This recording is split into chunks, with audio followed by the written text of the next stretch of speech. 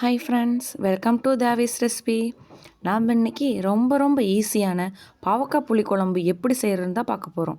பொதுவாக பாவக்காய் கசப்பாக இருக்கிறனால தான் சின்ன பசங்கள்லேருந்து பெரியவங்க வரைக்கும் நிறைய பேர் வேணான்னு சொல்லி ஒதுக்குவாங்க.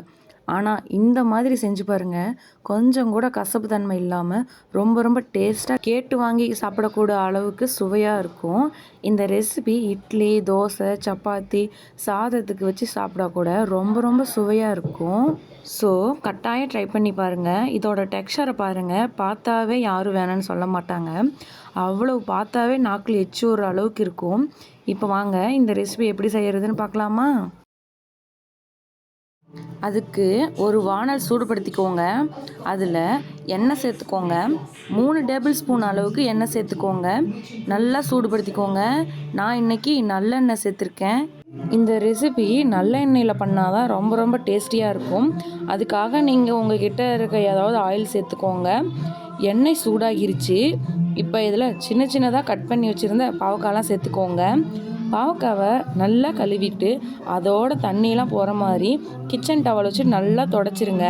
அதுக்கப்புறமா ஒல்லியாக இந்த மாதிரி சின்ன பீசஸாக கட் பண்ணிக்கோங்க. அதுக்கப்புறம் இந்த மாதிரி ஃப்ரை பண்ணிக்கோங்க. இப்போ இதில் கொஞ்சம் போல் உப்பு சேர்த்துக்கோங்க. நான் 1/2 ஸ்பூன் சேர்த்துருக்கேன். உப்பு சேர்த்து மீடியம் ஃப்ளேம்லேயே வச்சு நல்லா வறுத்துக்கோங்க. இப்போ பாருங்கள், பாவக்காய் நல்லா வறுபட்டுருக்கு. அதோட கலர் லேஸாக சேஞ்ச் ஆகிருக்குல்ல. இந்த டைமில் ஸ்டவ்வை ஆஃப் பண்ணிட்டு பாவக்காவை வெளியே எடுத்து வச்சுருங்க. அந்த எண்ணெய் அப்படியே காயிட்டும். இந்த எண்ணெயில் தான் நம்ம குழம்பு தாளிக்க போகிறோம். அதே சூடான எண்ணெயில் 1 டீஸ்பூன் அளவுக்கு கடுகு, 1/2 டீஸ்பூன் அளவுக்கு உளுந்து, 1/4 டீஸ்பூன் அளவுக்கு வெந்தயம், 1/2 டீஸ்பூன் அளவுக்கு சீரகமும் சேர்த்து பொரிய விட்டுருங்க. இதெல்லாம் நல்லா பொரிஞ்சதுக்கப்புறம் 1/2 கைப்பிடி அளவுக்கு பூண்டு தோல் நீக்கி நம்ம சேர்த்துக்கலாம். கூடவே கருவேப்பிலை ஒரு கொத்து இலைகளும் சேர்த்துக்கோங்க. மீடியம் ஃப்ளேமில் வச்சு வறுத்துக்கோங்க. கருவேப்பிலை பொரிஞ்சதுக்கப்புறமா 2 பெரிய வெங்காயத்தை பொடியை கட் பண்ணிட்டு சேர்த்துக்கோங்க. மீடியம் ஃப்ளேம்லேயே வதக்கிக்கோங்க. வெங்காயம் சீக்கிரம் வதங்கிறதுக்கு கொஞ்சம் போல் உப்பு சேர்த்து வதக்குனீங்கன்னா சீக்கிரம் வெங்காயம் வதங்கிரும். வெங்காயம் ஓரளவுக்கு வதங்கினதுக்கப்புறம் இது கூட தக்காளி அரைச்ச விழுது சேர்த்துக்கோங்க. நான் 2 பெரிய சைஸ் தக்காளியை மிக்ஸி ஜாரில் போட்டு நல்லா நைஸாக அரைச்சிட்டு சேர்த்துருக்கேன். இப்போ இதையும் நல்லா வதக்கிக்கோங்க. தக்காளி நல்லா முழுமையாக அரைக்கணும்னு அவசியம் இல்லை, 1-2 அரைச்சா ஓகே. இப்போது தக்காளி அரைச்சோல்ல மிக்ஸி ஜார், அதையே கழுவி தண்ணி சேர்த்துருக்கேன். நீங்கள் நார்மலான தண்ணி கூட 1/4 கப் அளவுக்கு சேர்த்துக்கிடலாம்.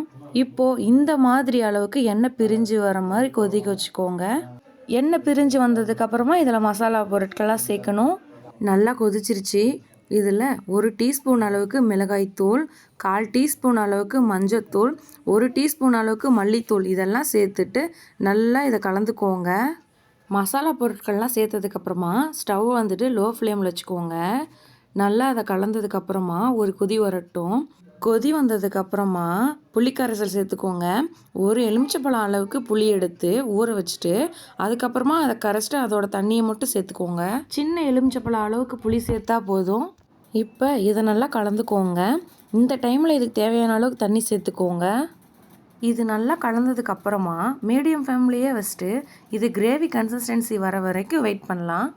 இப்போ பாருங்கள், இது நல்லா கொதித்து நல்லா அந்த தண்ணியெலாம் வற்றிட்டு ஒரு கிரேவி பதத்துக்கு இருக்குது.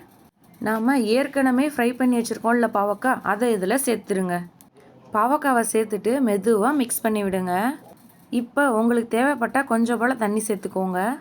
சேர்த்துட்டு ஒரு தடவை நல்லா மிக்ஸ் பண்ணிக்கோங்க. மிக்ஸ் பண்ணிவிட்டு மூடி போட்டு வச்சு லோ ஃப்ளேமில் வச்சுட்டு 15 நிமிஷம் குக் பண்ண விடுங்க. இப்போ 15 நிமிஷம் ஆயிடுச்சு. நம்மளோட பாவக்காய் கிரேவி சூப்பராக ரெடி ஆயிடுச்சு. நீங்கள் சுட சாதத்துக்கு கூட சர்வ் பண்ணலாம், இல்லைனா இட்லி, சப்பாத்தி, தோசைக்கு கூட பண்ணலாம். கொஞ்சம் கூட கசப்பு தன்மையே இருக்காது. கண்டிப்பாக இந்த மெத்தடில் நீங்கள் ட்ரை பண்ணி பாருங்கள். கண்டிப்பாக இந்த ரெசிபி உங்கள் வீட்டில் செஞ்சு பார்த்துட்டு உங்களோட ஒப்பீனியனை கமெண்டில் சொல்லுங்கள். நான் உங்களுக்கு கண்டிப்பாக ரிப்ளை பண்ணுவேன். இந்த வீடியோ பிடிச்சிருந்துச்சுன்னா சப்ஸ்கிரைப் பண்ணிக்கோங்க. உங்கள் ஃப்ரெண்ட்ஸுக்கும் ஷேர் பண்ணுங்கள்.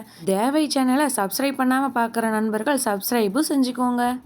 ஓகே ஃப்ரெண்ட்ஸ், இன்னொரு சூப்பரான ரெசிபியோடு நான் உங்களை சந்திக்கிறேன். தேங்க்யூ. பாய்.